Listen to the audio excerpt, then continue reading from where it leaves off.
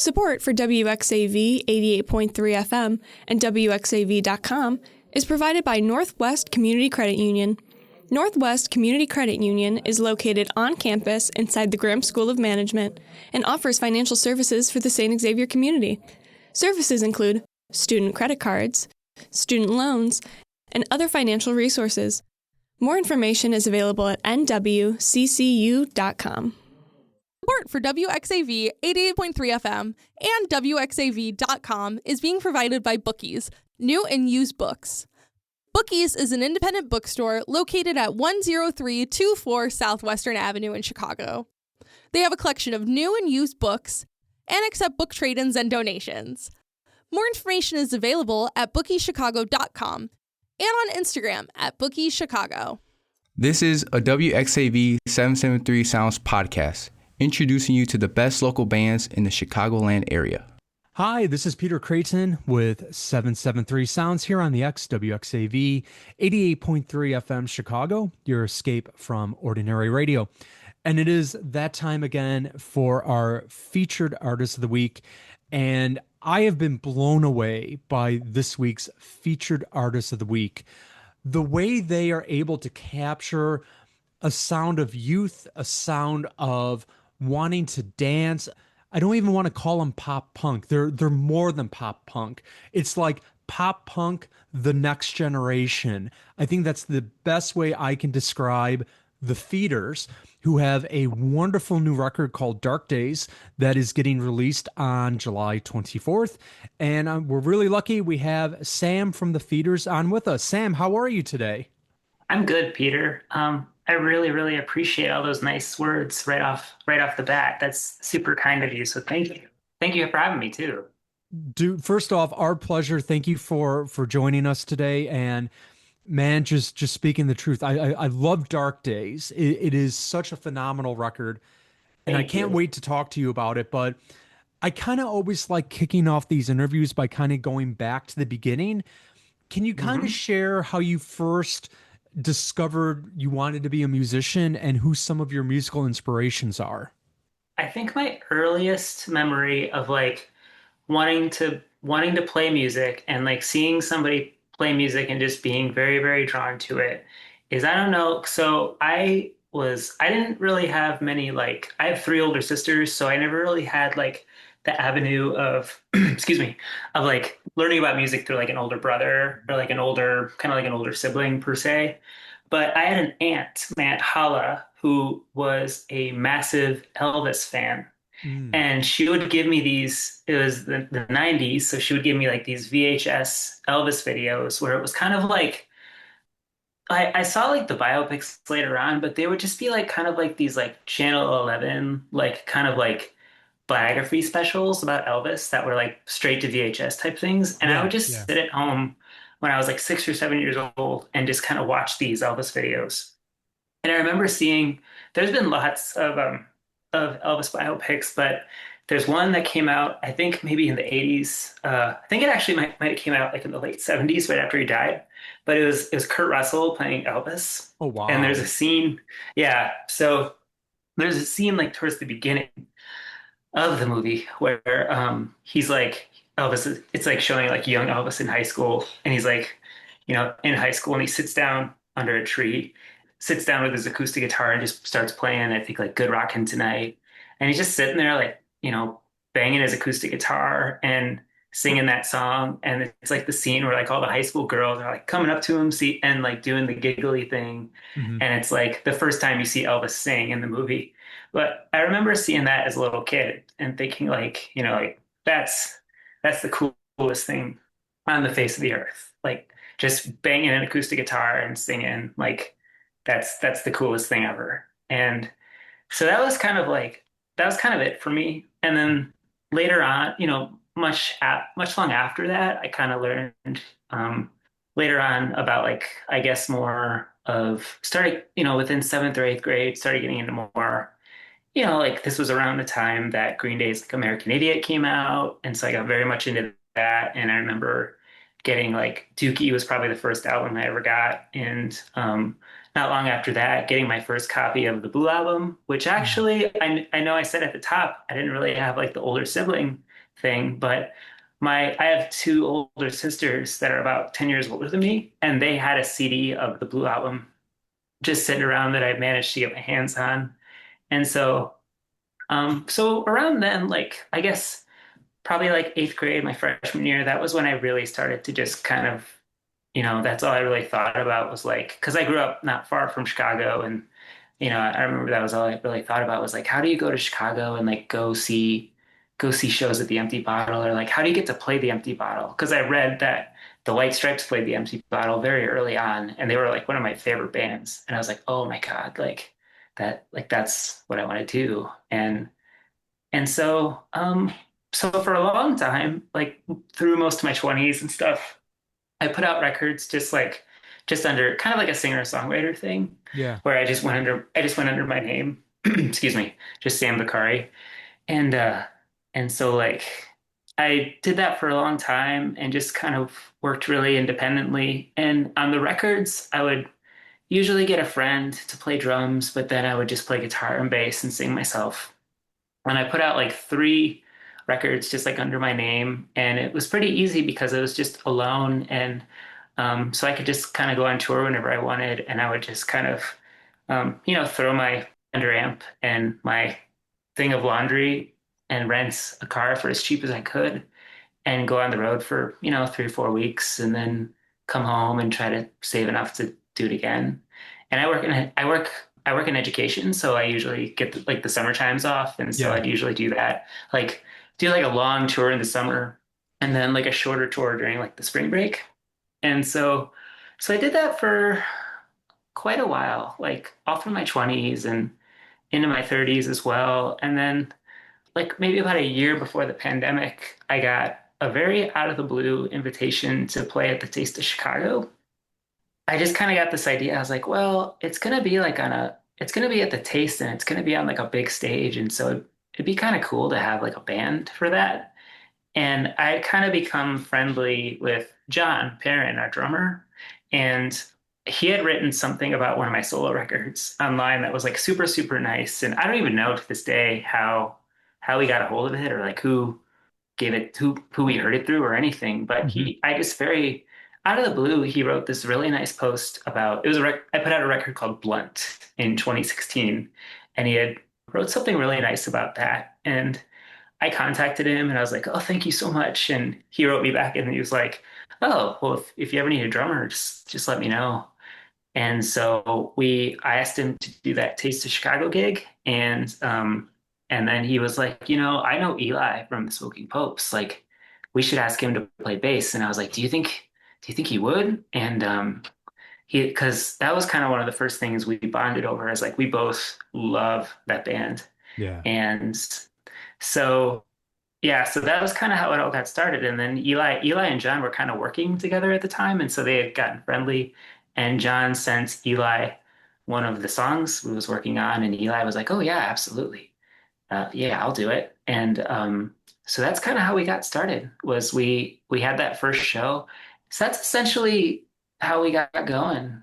Was we played that show together, and we played at like 1 p.m. and it was as hot outside as it was today. Yeah.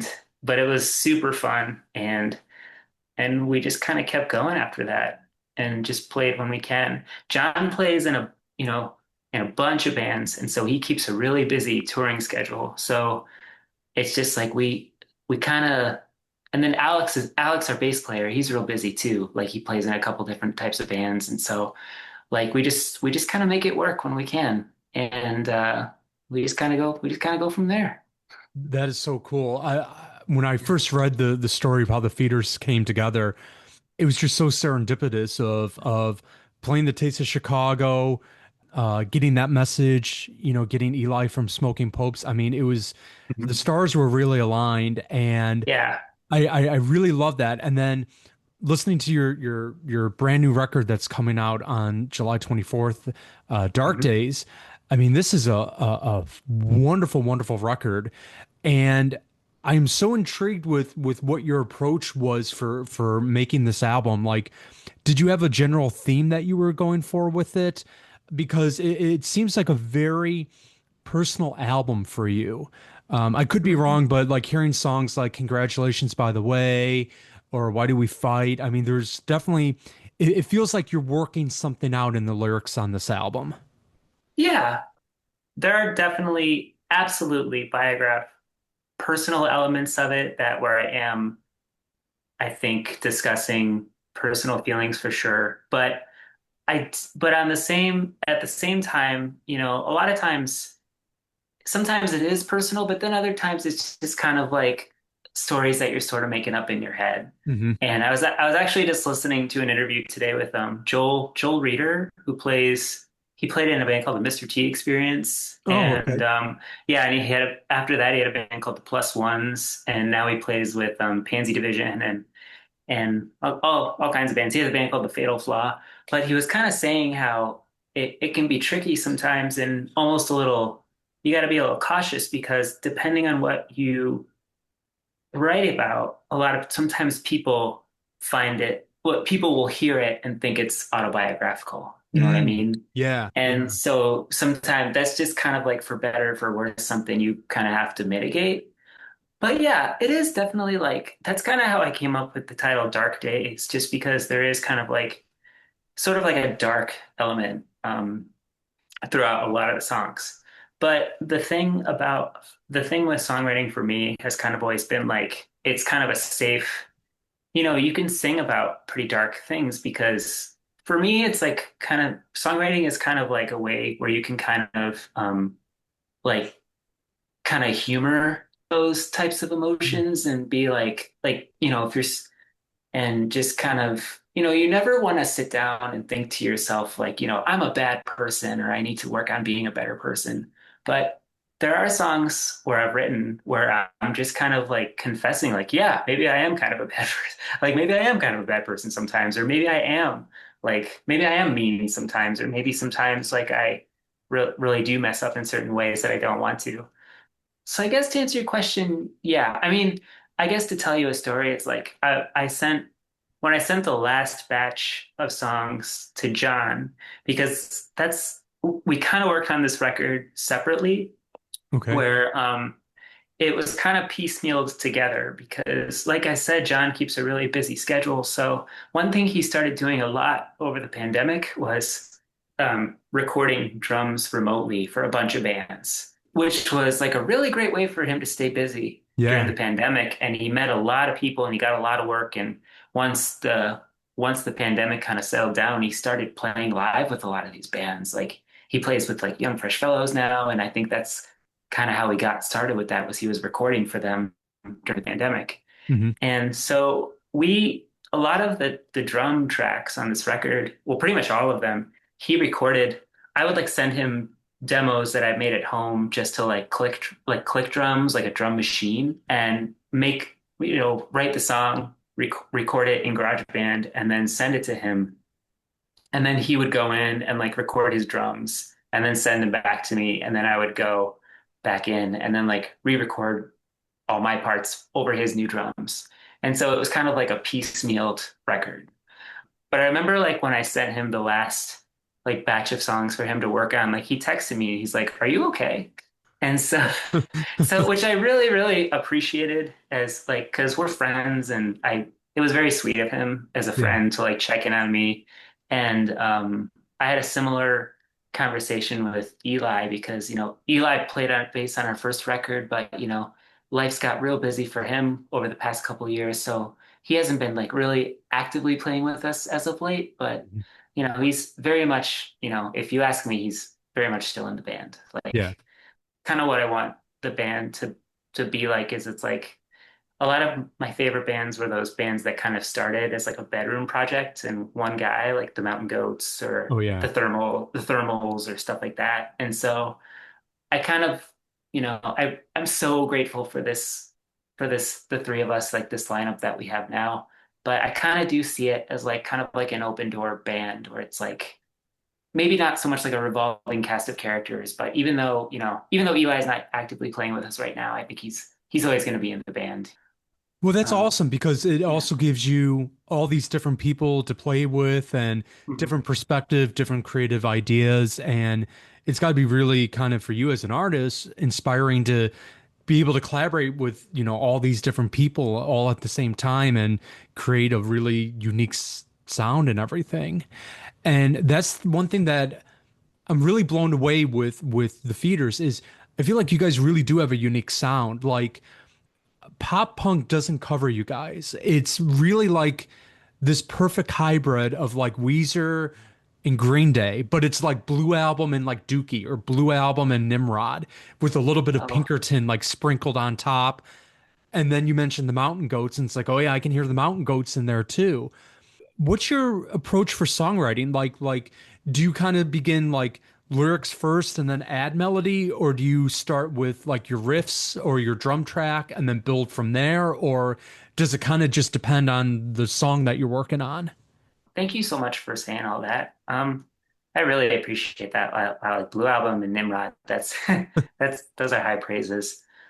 Well, I guess I've always kind of pictured myself like a little bit of a lazy songwriter in the sense of I'm definitely not like a woodshed songwriter where I really like sit down and and explore topics and like really try to visualize what I'm writing about. A lot of times for me, I hear the music and the lyrics kind of in my head at the same time. Like I Oh, kind of hear the melody and I know the words and it kind of has to kind of grab me by the arm. And when I get an idea, like that idea really has to like grab me by the arm and pull me for me to pursue it, you know? Like it's yeah. got to be pretty easy to pertain.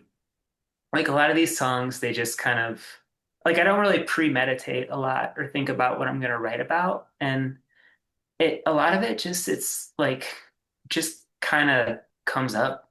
Like I was kind of been thinking about it, you know, with it coming out. I guess I'm getting asked more like, well, what's this song about? How did you come up with X, Y, and Z? And truthfully, a lot of times, like it'll just like when you ask a lot of songwriters, like you could just be on a walk and something just kind of pops in your head.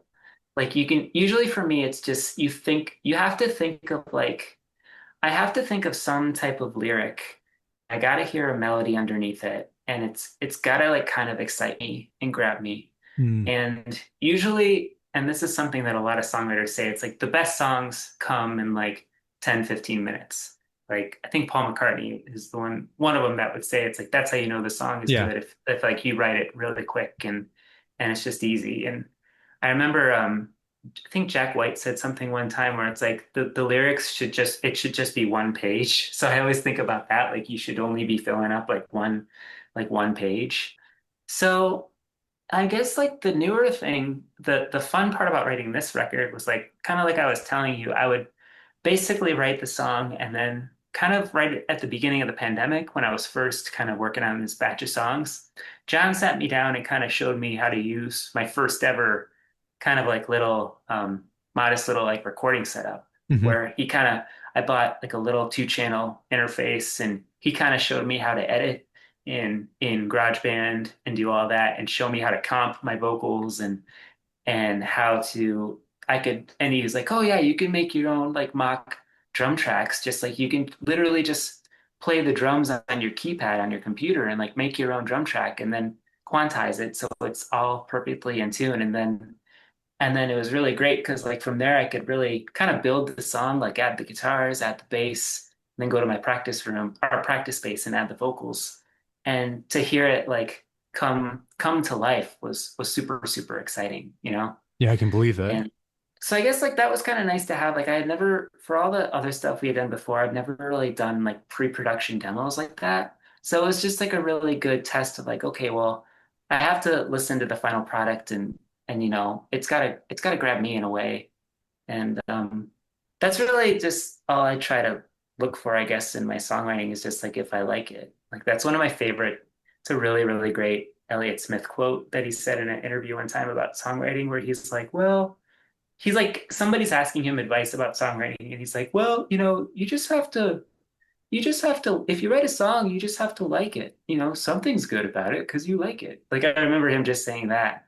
And so I guess I'm really sorry. I don't know if that, if that No, no, answers no, no, the no. question you, Yeah, no. but yeah, but yeah, It's no, it absolutely answers, and I appreciate you sharing. I think it's just a fascinating process that you're describing, because it's almost like you're learning the tools that are enabling you to kind of mess around and just play, and then you're just following like your instincts, if that makes sense. You're not It's not like you're going to go and you're going to sit down and go, I will write this song and this song will be about X, Y, and Z. It's more so of, I'm getting my cup of coffee and, that's kind of like a melody. I kind of like that. And all of a sudden, you have a little lyric going on. It's like, ooh, I should write this down. And then you have the tools to go to sit, and then you now have a song that you've written.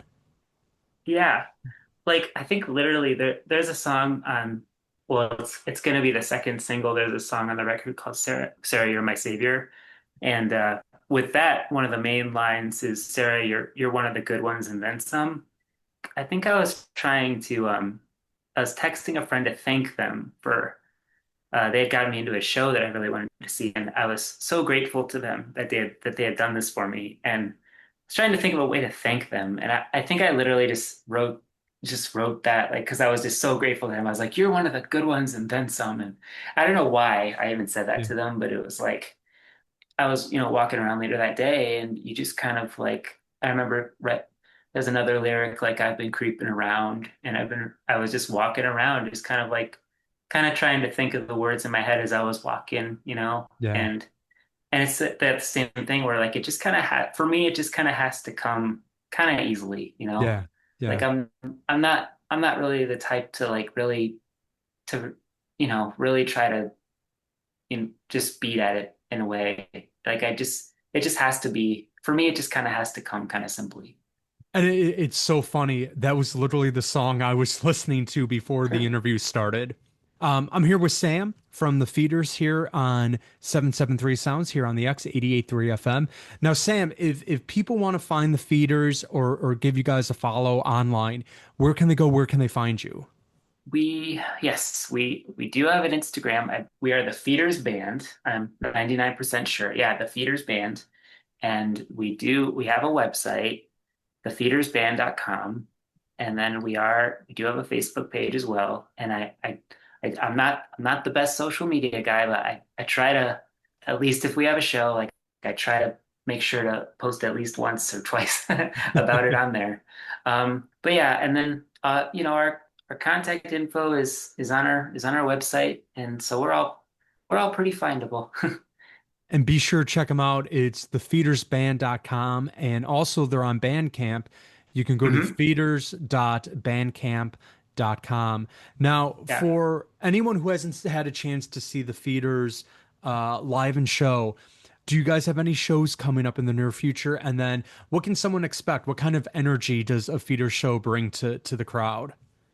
We usually just like to my favorite bands are the ones who just kind of get up there like almost like the audience is in a hurry. Like get up there and just bam, bam, bam, and just because we're usually like a lot of times we're an opening band usually since we're kind of like a newer band, which I Yeah. like. I love opening because you can just like get up there and play your 30-minute set like it's your last night on Earth, and then you just have the rest of the night to just watch the band, and you can kind of relax and just kind of enjoy the rest of the evening. Yeah. Yeah. And so we usually just kind of try to like I always think of what Joe Strummer would say, like it's a busy world out there. You just got to give it to them, Mm. like just really just kind of try to give them the type of show that I would want to see. Yeah. Yeah. Yeah. And it's great because I feel like you guys really have that great punk rock work ethic. I mean, your first single off of Dark Days, Why Do We Fight? I mean, it clocks in at a minute 25, but Mhm. I mean, man, there's a lot happening in that minute 25. It's very Clash inspired, very Ramones inspired, and it kind of has that old school punk flavor. I really enjoy that. Thank you. Final question I have for you, and again, I'm here with Sam from the Feeders. I work at a college radio station, Okay. and a lot of students will go to me and they really want to get involved in the local music scene, whether it's just going to shows or starting a band or writing their own poetry, doing stand-up comedy, whatever it is. But there's always like trepidation. There's always that kind of fear of like, I don't know where to start. Where do I begin with this? Sam from the Feeders, what advice would you give to that student who is looking to get into the local scene, but they just almost don't know where to begin? It's a very, very good question because I mean, truthfully, that's a really good question. The first thing that comes to mind is to just like, and this sounds kind of vague, but just this is very vague, but you just got to do stuff. Just kind of just don't, as long as you're not sedentary, just like kind of sitting around, just it's very, very easy when you're kind of when you want to do something to just kind of think about it and just you want to do it, so you're thinking about it a lot. Mhm. But as long as you're taking any type of action, that's really good. Like if you want to be a writer, as long as you're just, just doing a little bit of writing all the time. If you want to be in a band, honestly, the best thing to do is to just go to shows and meet people.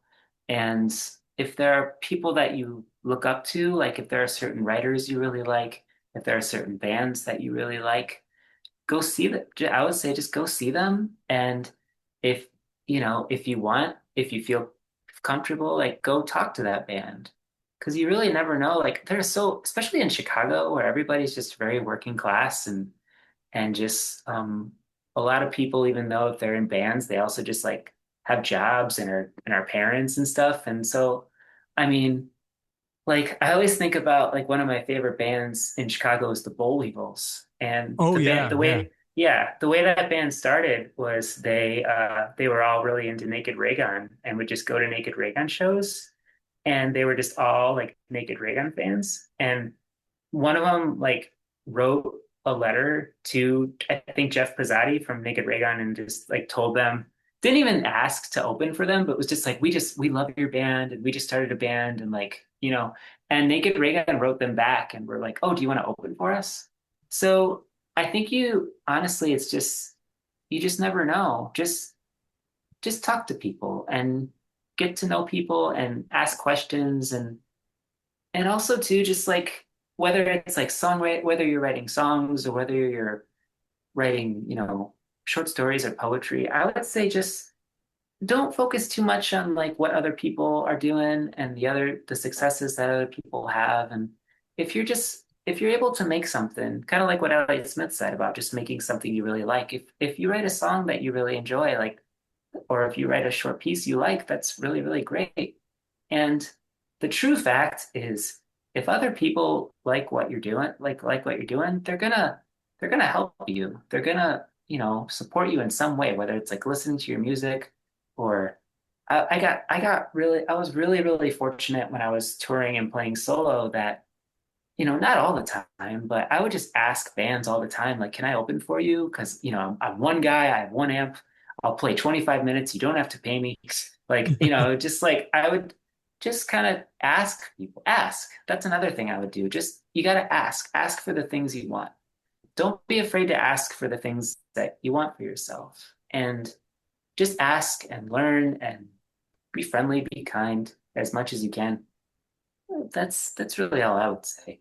I think you're right on the money with that because the worst anyone can tell you is no, but man, Yep. the world it will open up like a flower if you just ask because there's a lot of people out there that want to help you. Thank you so much, Sam from the Feeders. Again, you can check them out online. They're thefeedersband.com. They're also on Instagram, The Feeders Band, and you can check them out on Bandcamp, thefeeders.bandcamp.com. The new album is Dark Days. Thank you so much. Thank you for listening to this WXAV 773 Sounds podcast. For more information on 773 Sounds, please visit our website, wxav.com.